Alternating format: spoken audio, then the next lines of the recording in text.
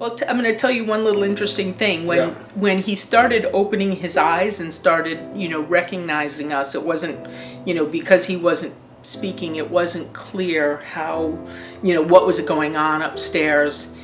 And one of the things I did was I said, "I love you." And he would do kissy lips. Yeah. And we knew he was there. And so that was like a real big thing. What helps you have patience? Because I'm sure there are times when it gets pretty frustrating for you. He's always patient. Were you a patient person before your injury? Yeah, I think so. Yes. I'm always amazed at how patient she is with me. Yeah. But yeah, he's very patient in general, so it's always been that way. Found out lots of things from her long after they happened. Like, oh, I was in a coma, really? I didn't know that. Oh yeah. It's a bunch of stuff you missed in that period.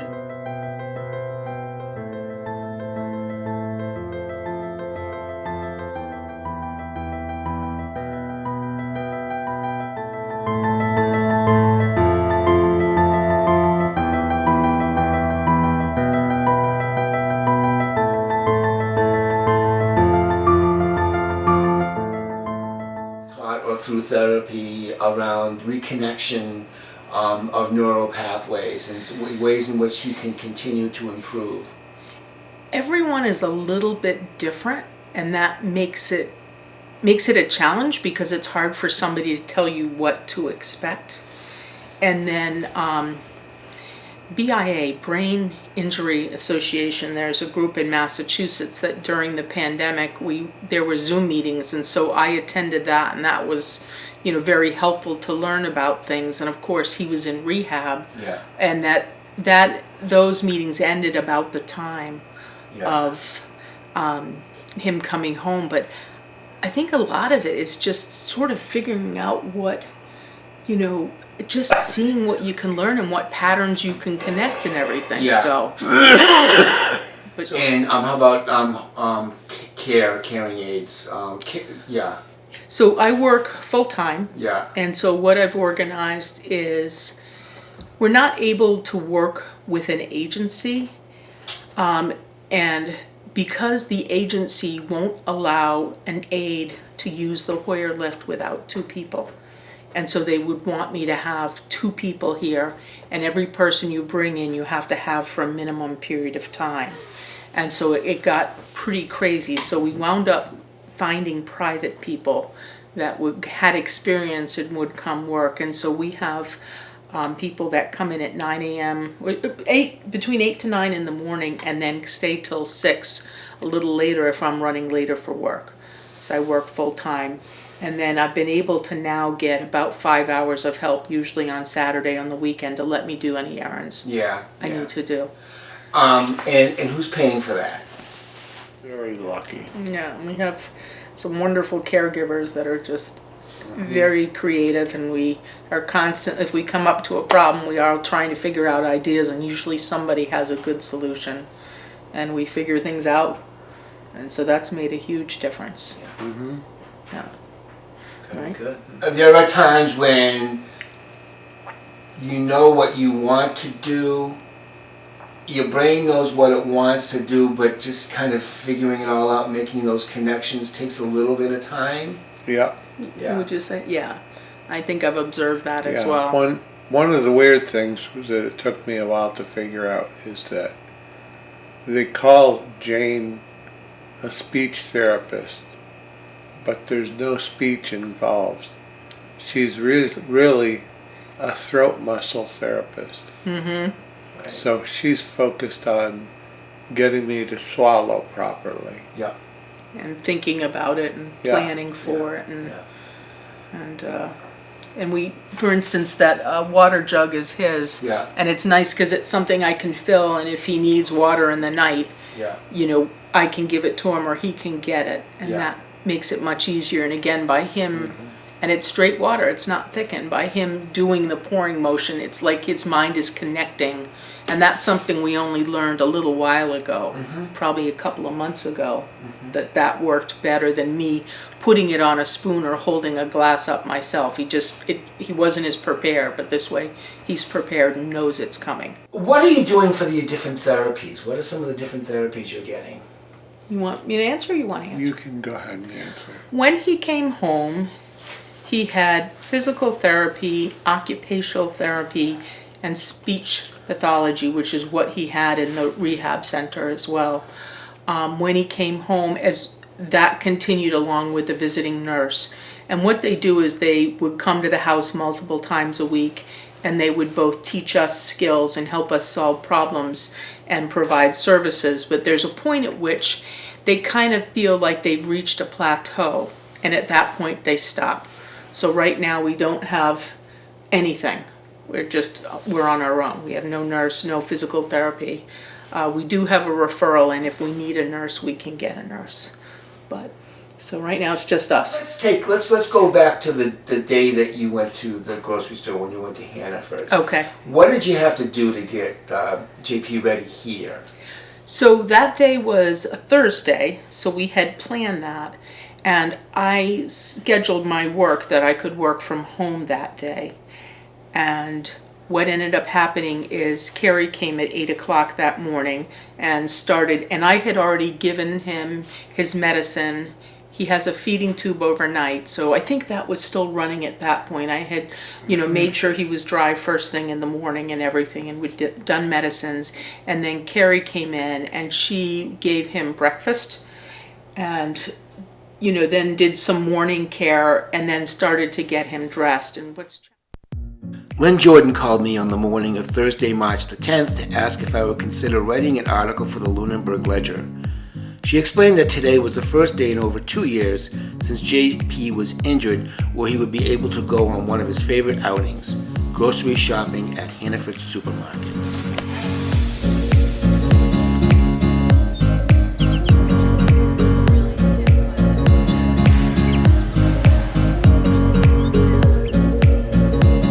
If you get embarrassed by being slow in front of other people, just turn around and say, we're new at this. Oh, I'm not embarrassed at all. Okay.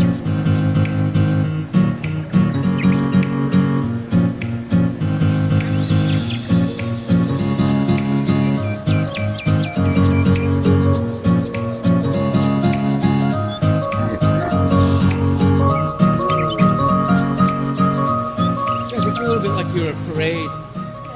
Why not? You can't visit the grocery store without checking out the cookies. Hi. Oh, those are good. All right. Never try to smile.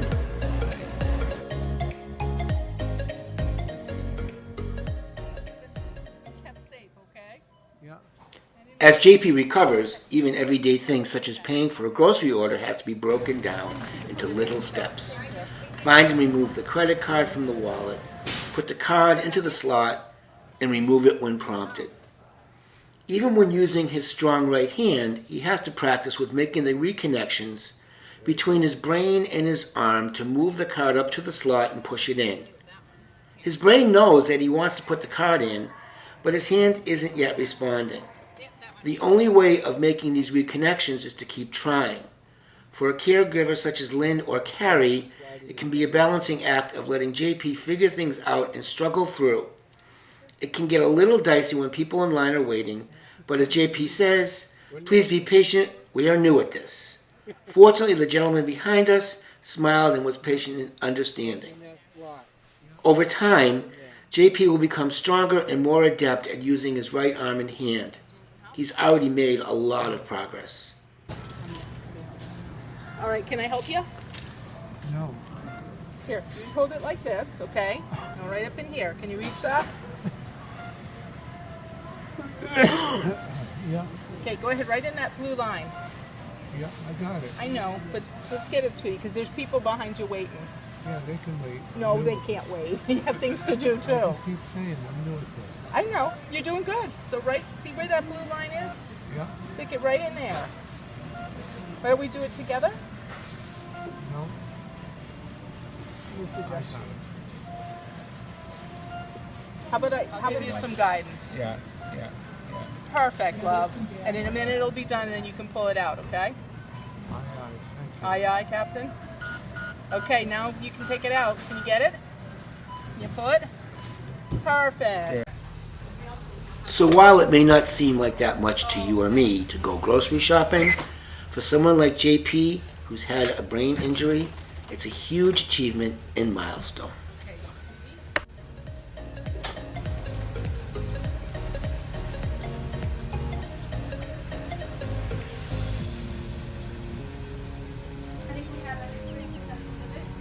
Yeah.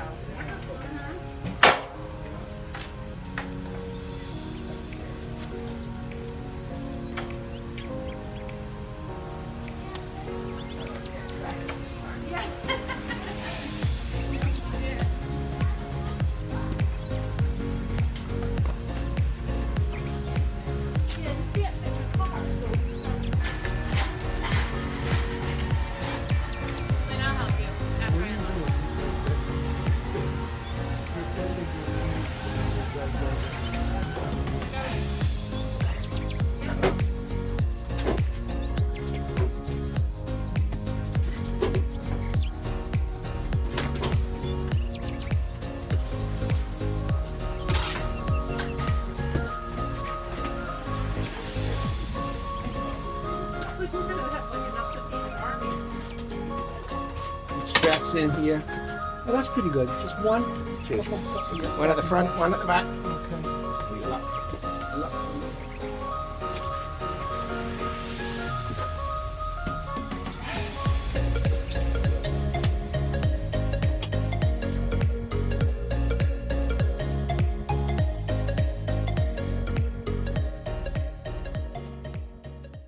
When you start to get them dressed, sometimes it takes 10 minutes and sometimes it takes 30 or 40 minutes.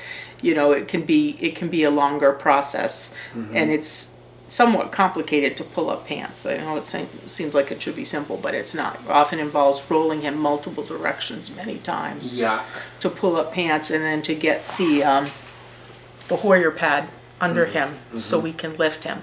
And then you get lifted into the chair.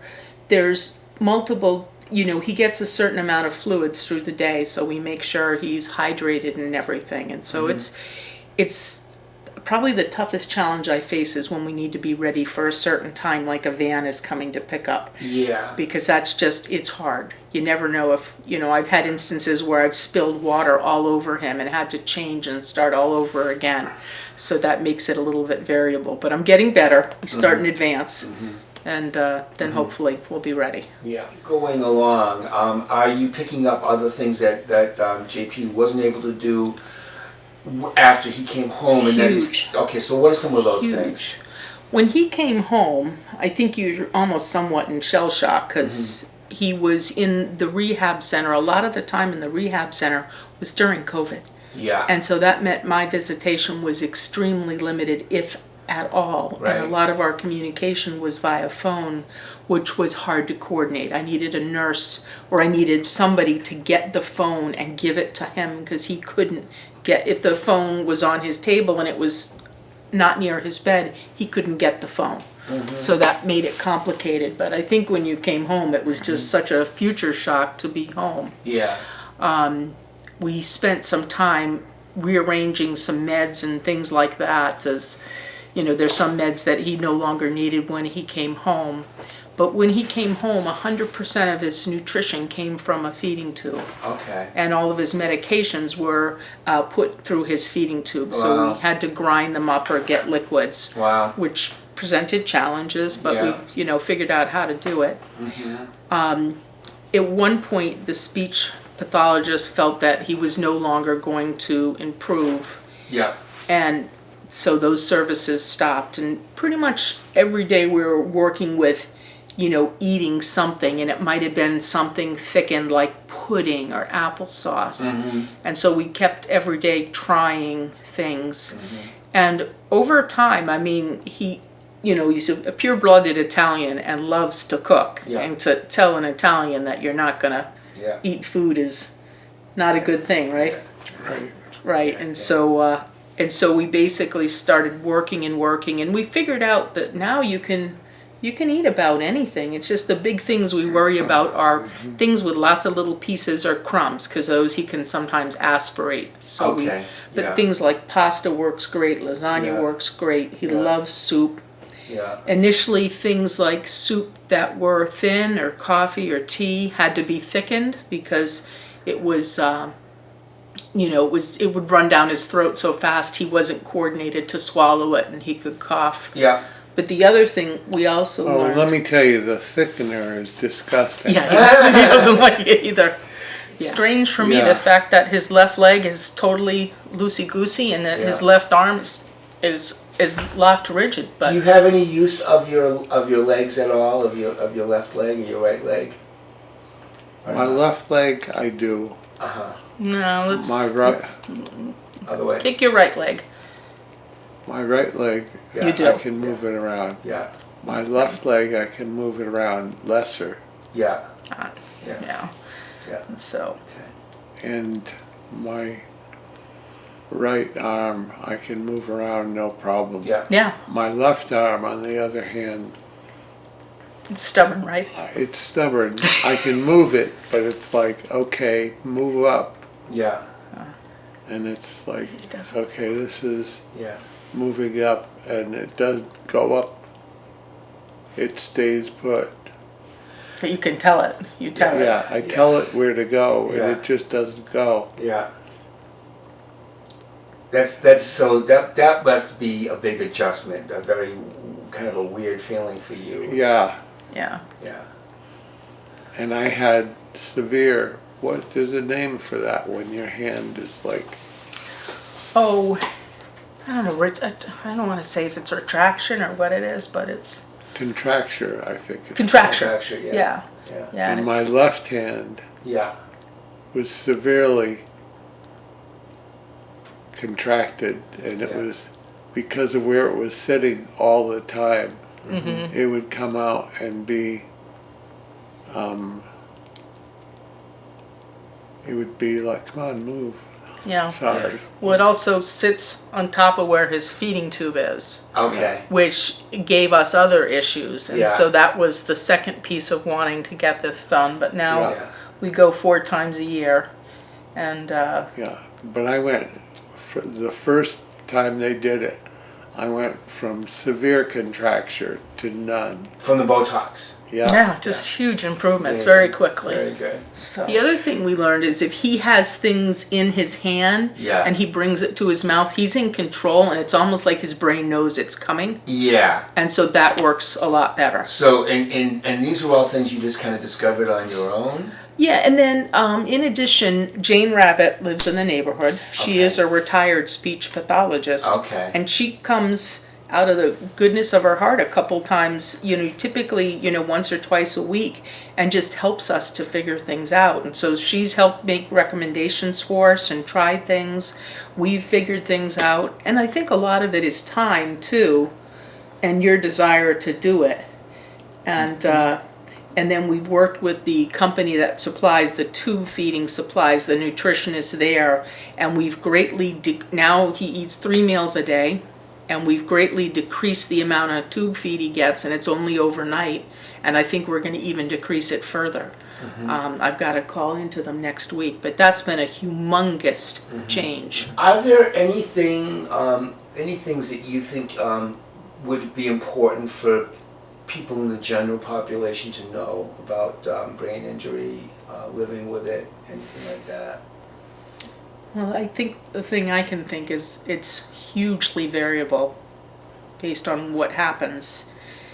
And I mean, we knew you would still, JP is a very social butterfly, and just, we knew JP would really enjoy being with people and doing things and talking to people, even if he did wind up paralyzed. We knew that it would be a hard road to deal with it, but we knew it was worth it, and we felt you would enjoy life. And so, but you don't know what's going to happen. It's very unknown, which is what's scary and hard. But every day of life is very unknown for all of us. How did you know what you needed to do in terms of modifying the house for making it accessible for JP? before he came home, and again, because of COVID, we did this a little differently. Usually they would come out and do a home inspection, but we did it through FaceTime. Okay. And we figured out, we walked around the house Yeah. and talked about where the bed would go and what we'd need to do. And the bathroom doesn't look like it does now. We had to rip out the bathroom. And so it's a little unusual that he's not even here ripping out parts of the house and, Yeah. and making changes, but that's what we had to do to get it as wide as we could. And Yeah. I got a lot of dimensions from his wheelchair. Yeah. Ramps are very complicated. There's a lot of requirements on them, and so luckily, we had somebody who was here helping us with all those things. That was a physical therapist, right? Yeah, and then a lot of stuff you figure out what works and what doesn't work. And we had a wood threshold going into the bathroom initially, but it was too abrupt. Yeah. And so we worked with a company to make this transition, and you can see by looking at it, I need to get it redone because they reversed some measurements and I didn't catch it before they did the cuts. Yeah, it's But- not their everyday kind of thing, right? So- Yeah, and so, but it's working for now. It's working right now. So we figured it out as we go, and you'll see we've made modifications. We had, the Hoyer lift has a hard plastic box, and we had problems with it banging his legs. Yeah. So we have foam around it with an ace bandage to hold it in place. And that's for getting in and out of the bed? In and out of bed.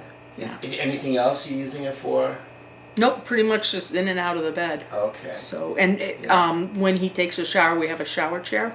Yeah. And so we, it will use it to transition him to the shower chair. Yeah. And then that goes and drives right into the shower. Yeah. Right? Yeah. Yep. So, John, you're 6 feet 4. Yeah. Yeah. So, Yeah. there's a lot to The porch right now has glass in it all the way around except the door. And in the spring, we take the glass out and put in screens. And then I have a wheelchair ramp that we can, which is stored outside right now under the front wheelchair ramp that can allow us to get him out on the porch. Yeah. And so we use the porch quite a bit because it's protected from the mosquitoes, and it's in the shade, so it's just very delightful. And before the accident, we used to have a lot of quote unquote porch parties, right? Yeah. Where JP would do some wonderful cooking, and would have people over and would have dinner out on the porch. So maybe we'll do those again this year, right? Yeah, I'm looking forward to And it. any things that they've told you, either of you, that aren't going to happen, that you've proven them wrong, and actually you are doing things that people said, I don't know if you're ever going to be able to do that again? Eating. So that's one example. Yeah, that's one huge. And the other thing is now he swallows his pills. And they told me that would never happen either. And so those are huge changes.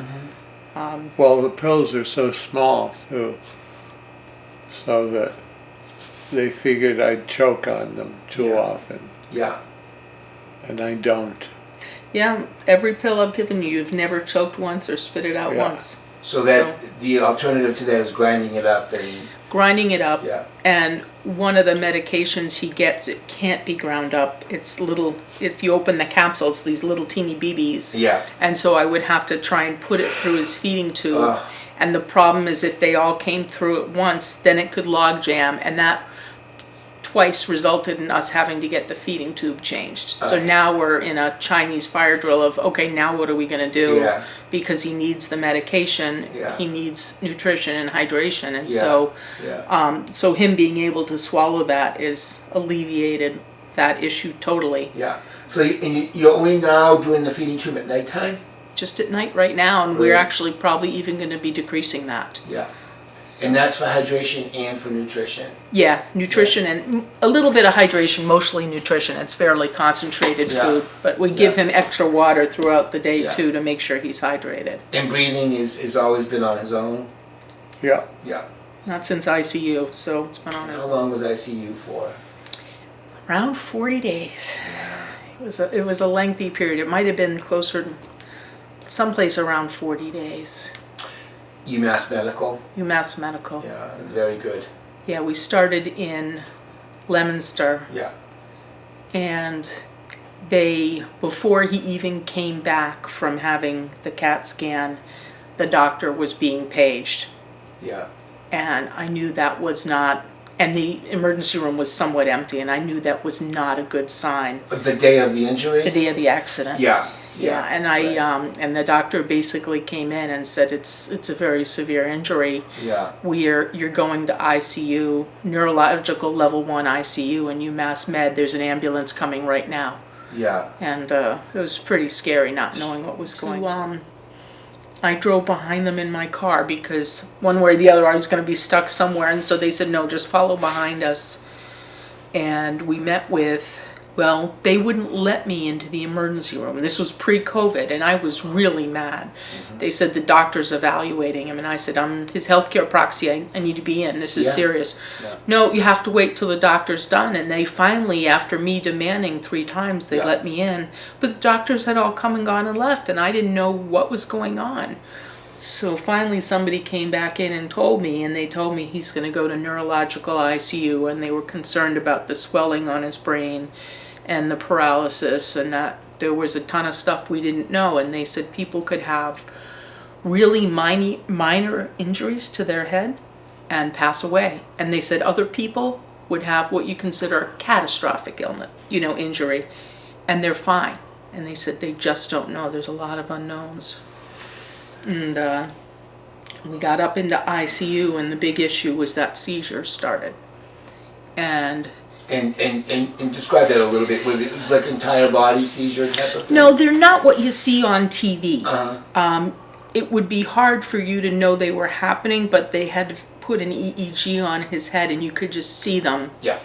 See them there. Yeah. And so they were basically going through different combinations of medications trying to stop the seizures from happening. Yeah.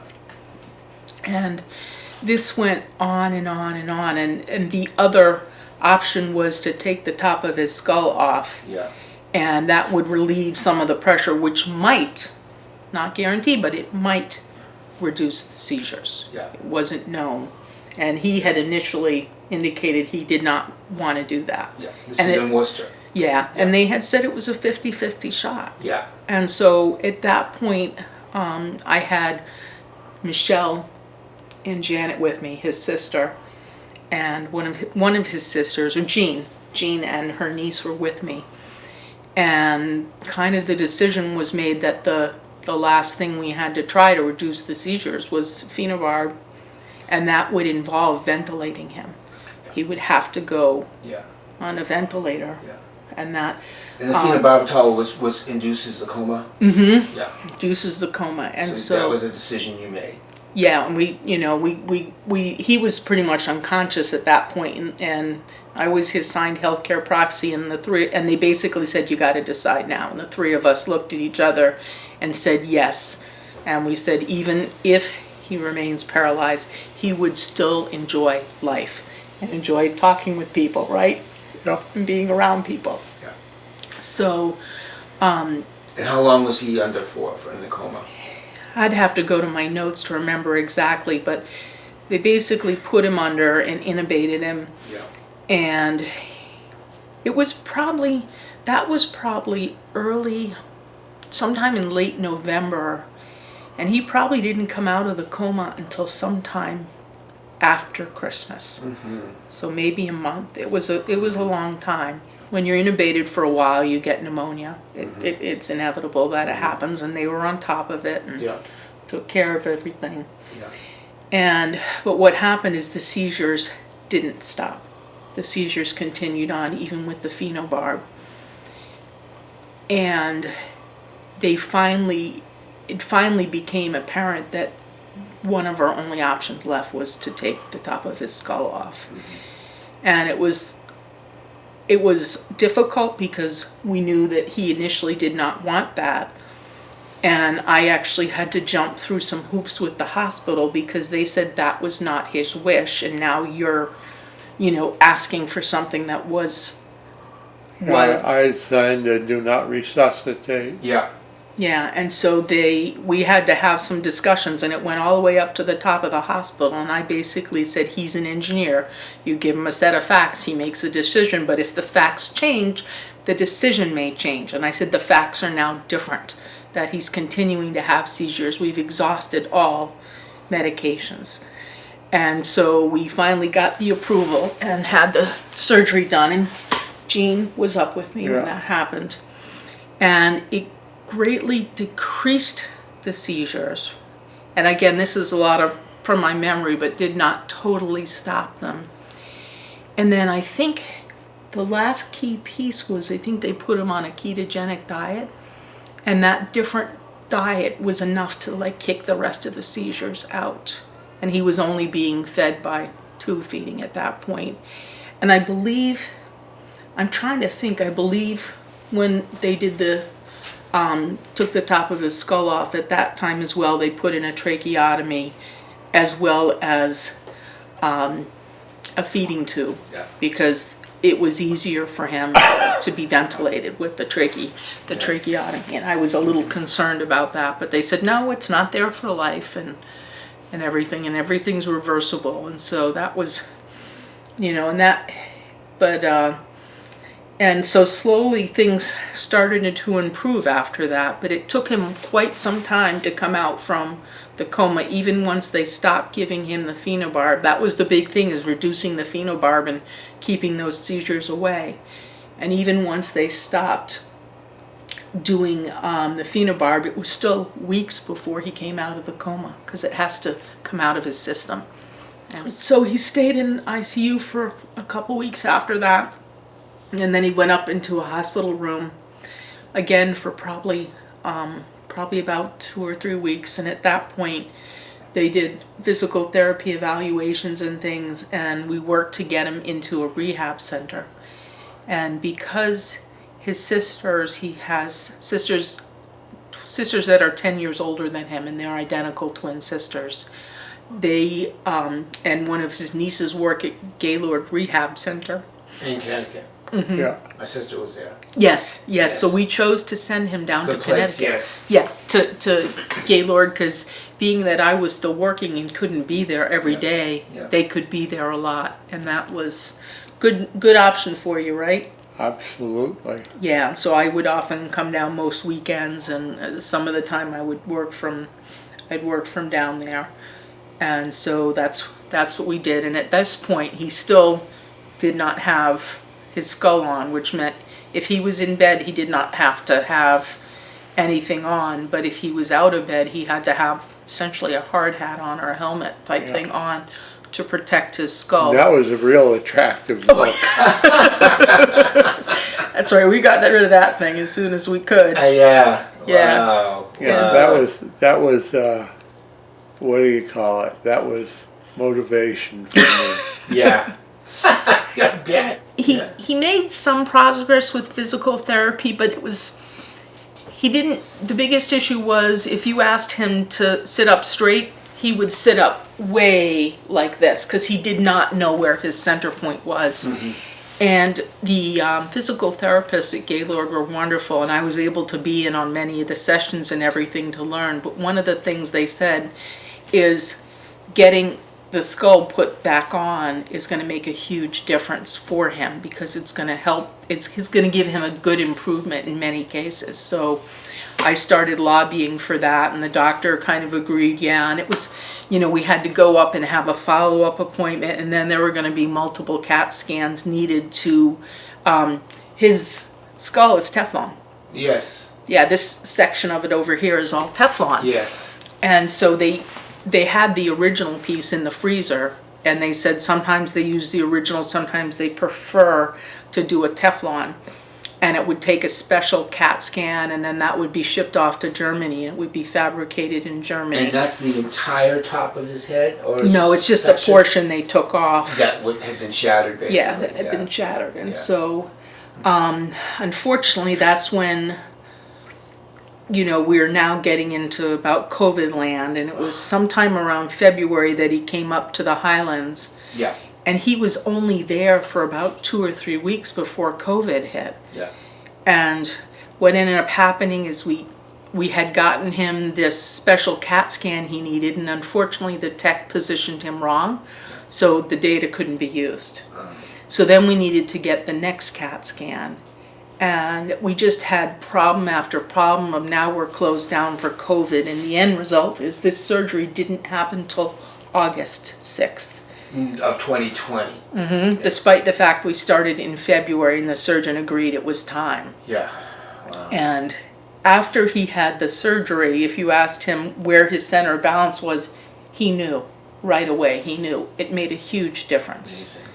Yeah, but unfortunately we lost 6 months Yeah. of recovery time, and that I think had a really, my non-medical opinion is it had an impact. It had an impact on him. We've basically worked with the wonderful physical therapy team there. At Highlands? Yeah. And ended up getting him a custom wheelchair because of his height and his physical needs. It was very difficult to do it with a standard wheelchair. And so this one was made specifically for him. And he needs a headrest still? Yeah. You like the headrest. Yeah. Yeah, I do. So, yeah, so that's what we did. And then the one thing that really helped me was I was able to go in and work with the Highlands to learn how do you change a shirt for somebody that's paralyzed. He doesn't, because this arm is paralyzed, it doesn't have the same muscle structure. And it's those muscles and tendons that hold that joint in place. So you never take this arm and grab it and pull it. So how do you turn him? How do you move him? How do you do things? So I had to learn all these skill sets of how to do this and keep him safe. And he reminds me daily that my elbows are very pointy. Yeah. So I have to remember not to put my elbows on him as I'm changing him or something. So yeah, so there were a lot of skill sets I had to learn. And the other thing I was worried about is, you know, not destroying my back trying to do this. And they taught me how to use your body in a different way, that you're using physics to help you and not just trying to muscle something. And so that's made a huge difference. Do you need to do any stretching for him? Yes. Yes, so you can see a set of weights over here on the Going into floor. bed, getting out of the bed. It's more, we do range of motion, ideally twice a day. Sometimes it doesn't happen twice a day, and we just started using some small weights when he does that. Yeah. And we do both sides to make sure that we're, being symmetrical and to keep the motion in these arms as well. And his left leg is very easy to move around, but his left arm is extremely stiff and rigid. And so what we started doing is he goes now 4 times a year and gets Botox. He jokes it's for his wrinkles. Yeah.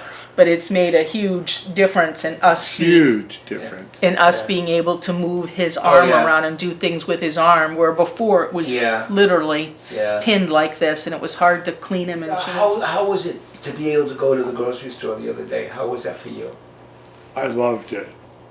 It was something that I really had fun doing. Very good. Well, before the accident, although I can cook, because he's Italian and he was retired and I work full time, he would do most of the cooking. And so you were at the grocery store practically every day to get what you needed for that day. And so now it's a little different, that I do more of the cooking. I do all the cooking. And although sometimes we make what we call a kit. And so sometimes I'll do something like I'll make a tomato sauce and I'll make a couple things, and then one of the caregivers will work with him to assemble the lasagna, and I'll just leave them all the pieces and components. And so we do different things like that sometimes as well. But it works out. So it just takes a little planning and coordination. And the bottom line is, by Sunday night, I have to have the plan laid out for the week, because by the time you go to work and come home, it's just too late to start anything. And so we try and keep it, more of the work happens on the weekend and it's simpler on the week, during the week. Organization. Yeah. It's really important. Now, what about just getting outside, even in the yard? Are you able to do, like, the spring is coming, are you able to enjoy fresh air and sunshine more now? Well, I've been out on the porch before, but I'm a cold-blooded animal, so I like it warm all the time. Like, I'm actually cold sitting here. You want another blankie? No, Okay. but so being outside today, I would be freezing right Well, now. everybody's freezing today. It's- The animals have been key to his recovery because he adores animals. And he has a golden Yeah. retriever Yeah, named Willow. yeah. And Willow, because of him being in ICU, and I was spending so much time in ICU, my brothers urged me to see if my daughter would take Willow back to North Carolina with her when she's in grad school in January. And so we ended up deciding to do that just so I could focus on him. And then of course the pandemic happened, and so Willow's been down there for quite some time, and we've been able to have a couple visits and everything where Willow got up here. But I know he dearly loves the cats, and I think that makes it, and that was something you didn't have in rehab. Yeah. Yeah, and again, the pandemic messed everything up with things. But I think that's been key for him as well, is to have the animals and be able to spend time with the animals. And you've also always said you always want to be in your house. You've told me, Yeah. you know, when you got old and frail, you wanted to be in your house. Yeah. And that's, being home, I think, is key. And we figured out how to make things work. So JP, do you think attitude has something to do with your recovery? Oh yeah. And what's your attitude? Cat has an attitude right now. Nala. My attitude is I didn't want to be a weight on Lynn. You know, I didn't want to depend on her for everything.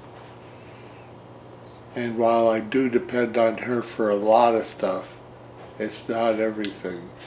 Mm-hmm. You know, I had these fears when I was still in the hospital that, like, she's not going to be able to get me in and out of the house. And then I was like, well, in and out of the shower. You figured out a way, right? Yeah. Very good.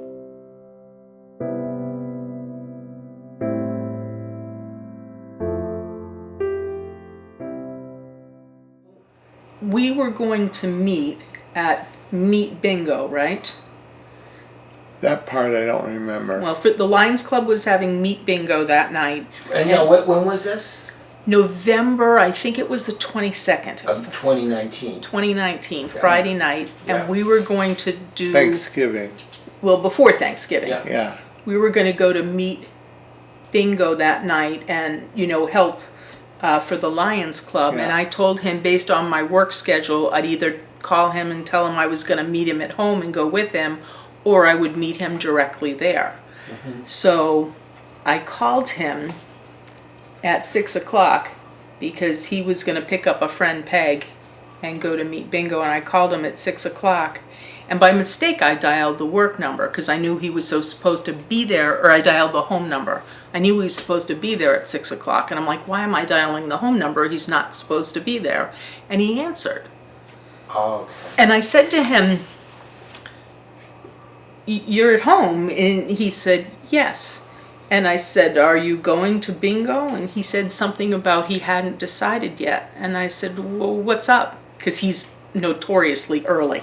If he needs to be there at 6, he's probably there at 6:15 or 5:45. Yeah.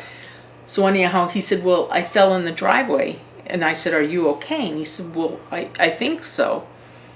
And so we decided that I was going to come home. And I said, I'm going to come directly home. I'm not going to meet you at bingo. And in the meantime, he called a friend and asked them to pick up Pegs to take her. And I called the next door neighbor and asked them to come over and check on him because he said he was bleeding a little from the back of his head. And, you know, and Steve called me back and said, yeah, he's, you know, bleeding a little from the back of his head. It's mostly stopped. You know, he seems a little shook up, but, you know, he seems relatively okay. And I got home about probably 20 minutes later. And when I come home, JP is always either at the kitchen sink or waiting for me at the door. And I came home and he wasn't. He was on the couch with his arm over his eyes and his eyes shut and his head back. Yeah. That's not like him at all, especially Right. if we're gonna be going somewhere or doing something. Yeah. And it was, at that point, he had a pretty bad headache. Yeah. And we said, we concluded that we needed to get him seen. Yeah. And so the end result is I went out and got the car and turned the car around backwards and got him up to walk to the car, and he said, "Oh, I need to go to the bathroom, I'm feeling dizzy." And I brought him into the bathroom and sat him down, waited for him to be done, and then we started walking to the car again, and he said, and we got out to that little entrance to the porch, and he said, "I think I'm gonna throw up." Yeah.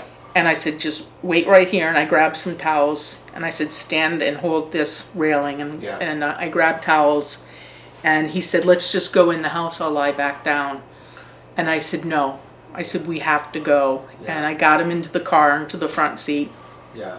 And when we got to the emergency room, he wasn't really able to walk. Yeah. So I got a wheelchair and put him in the wheelchair, and we brought him in. And as we lied on the gurney, I watched him lose the use of his left side. Yeah. I watched it slowly go away. Yeah. And I just kept thinking, they'll fix it. They'll fix it. They'll be able to fix it. Yeah. They'll resolve it. Yeah. That's the big loss. Yeah. Yeah. Yeah. Yeah. And just slowly watched it happening. Yeah. But I was hoping they could fix it.